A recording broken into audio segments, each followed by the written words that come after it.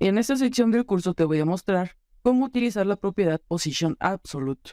Para esto, dentro de mi documento HTML, yo coloqué un contenedor div con la clase cont y dentro de este coloqué 3 contenedores más con 2 clases.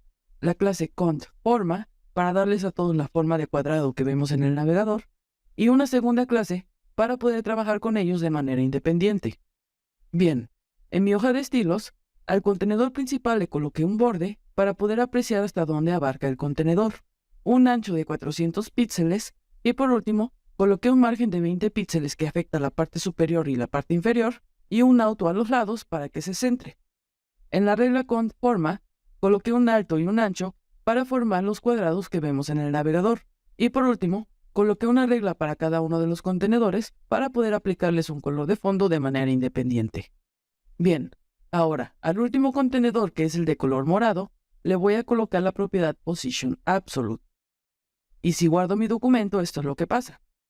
Aquí nos podemos dar cuenta de que el contenedor principal se hizo más pequeño. Esto está sucediendo porque cuando le colocamos PositionAbsolute a un elemento, el elemento se sale del flujo normal del documento. ¿Qué quiere decir esto? Bien, para explicártelo, voy a comentar la propiedad PositionAbsolute para que todo se vuelva a ver como al principio. Y ahora, al segundo contenedor, que es el de color verde, le voy a colocar la propiedad Position, pero con el valor Relative, y también la propiedad Left con un valor de 150 píxeles. Recordemos que con Position Relative, el elemento va a seguir el flujo normal, y aunque lo cambiemos de posición, se va a seguir reservando su espacio. Es por eso que los otros elementos no se mueven, porque para ellos, este espacio está apartado para el elemento que tiene Position Relative.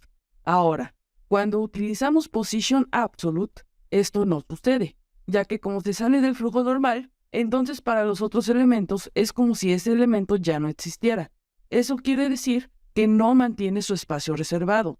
Volviendo a la situación anterior, el hecho de que el contenedor principal se haga más pequeño es porque yo no le especifiqué una altura. Eso quiere decir que por defecto, el valor que tiene en el alto es auto, lo que significa que se adapta dependiendo de su contenido. Y como yo al último elemento le coloqué PositionAbsolute, los otros elementos lo están ignorando. Incluso el contenedor no lo toma como parte de su contenido. Es por eso que se hace más pequeño. Veámoslo desde otra situación. Le voy a quitar el PositionAbsolute al último contenedor y ahora se lo voy a colocar al segundo. Y si guardo mi documento, parece que el tercer contenedor ha desaparecido. Pero lo que realmente está pasando es que el contenedor morado sigue ahí, solo que el segundo contenedor lo está tapando. Esto lo podemos observar si le coloco al segundo contenedor un left, por ejemplo, de 300 píxeles. Ahora sí podemos apreciar dónde es que se encuentra el contenedor morado, que está ocupando el espacio donde se encontraba el contenedor de color verde. Bien, ahora que entendemos que el contenedor con PositionAbsolute pierde su espacio reservado, pasemos a ver otras de las características. Los elementos con PositionAbsolute se posicionan en relación con su ancestro posicionado más cercano y en el caso de que no exista, se van a posicionar de acuerdo con el bloque contenedor inicial. ¿Qué quiere decir esto? Bueno, si te das cuenta, al contenedor principal yo no le he colocado la propiedad Position. Eso quiere decir que por el momento tiene el valor static, lo que significa que el elemento no está posicionado. Entonces, ya que no hay ningún padre posicionado, lo que se va a tomar como referencia es la ventana del navegador. Pongámoslo en práctica. Al contenedor con PositionAbsolute le voy a colocar la propiedad Right con un valor de 10 píxeles. Y si guardo mi documento, podemos ver que la separación de 10 píxeles se está creando desde la ventana del navegador. Para que lo observemos mejor, también le voy a colocar un bottom de 10 píxeles. Y ahora el contenedor se encuentra en esta parte de la pantalla.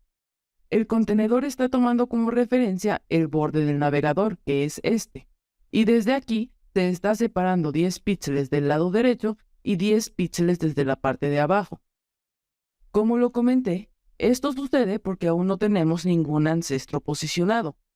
Pero si ahora al contenedor principal le coloco la propiedad Position con el valor Relative, ahora el padre sí está posicionado, ya que tiene un valor diferente de Static. Entonces, si guardo mi documento, podemos ver que el contenedor de color verde cambió de posición.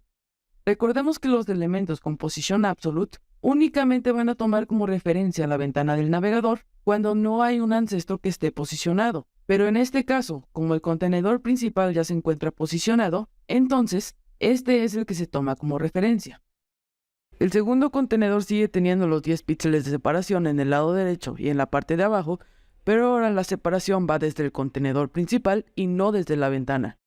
Ok, ahora, una última característica que tienen los elementos con position absolute es que cuando no tenemos un ancho y un alto declarado, su tamaño se va a basar en el contenido que contenga. Veamos qué significa. Para esto, voy a ir al documento HTML y a cada contenedor le voy a colocar un número. Después, en mi hoja de estilos, voy a borrar todos los cambios que hemos hecho. Voy a borrar la regla donde indico el alto y el ancho de los contenedores para que estos tengan el tamaño normal de los elementos de bloque. Y por último, en la regla del contenedor principal, voy a colocar un font size de 80 píxeles para que se le herede a los números que acabo de colocar. Bien, hasta ahora en el navegador tenemos algo como esto. Pero si al último elemento le coloco un position absolute, esto es lo que sucede. Anteriormente no pasaba esto porque teníamos declarado un alto y un ancho. Pero ahora que no los tenemos declarados, podemos ver que el elemento ya no se comporta como un elemento de bloque, sino que se está adaptando dependiendo de su contenido.